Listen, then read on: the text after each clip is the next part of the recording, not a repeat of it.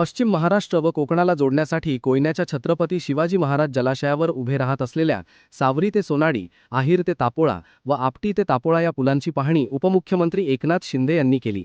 यामधील केबल स्टेवर आधारित आहिर ते तापोळा हा पूल जवळपास पूर्ण होत आला असून लवकरच तो वाहतुकीसाठी खुला होईल। या पुलाच्या मधोमध काचेची प्रेक्षा गॅलरी आहे। या गॅलरीत लिफ्टमधून जात पाण्याच्या मधोमध आजूबाजूचा नजारा अनुभवता येणार आहे।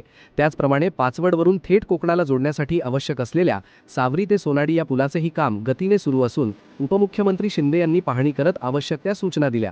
पंढरपूर येथे सभेसाठी गेलेल्या उपमुख्यमंत्री शिंदे यांना दरे येथे येण्यासाठी उशीर झाला, तरीही सायंकाळी 7च्या सुमारास थोड्याफार प्रकाशात बोटीतून जात पाहणी करण्याचा निर्णय त्यांनी घेतला। रात्री उशिरापर्यंत अंधारातही पाण्यातून पाहणी करत आवश्यक त्या सूचना संबंधितांना दिल्या। हजारो कोटी रुपये खर्चून होत असलेल्या या पुलांमुळे बामनोली तापोळा विभागातील अनेक गावांचा दळणवळणाचा वनवास संपणार असून थेट कोकणात जाता येणार असल्याने पर्यटनातही वाढ होणार आहे। कोयना जलाशयावरील तिन्ही पुलांमुळे दुर्गम भागाचा कायापालट होणार असून पर्यटन वाढीस चालना मिळेल। स्थानिक लोकांना रोजगाराच्या संधी उपलब्ध होऊन स्थलांतर कमी होईल। रस्ते विकासास चालना मिळून दुर्गम भागातील दळणवळण सुलभ होईल।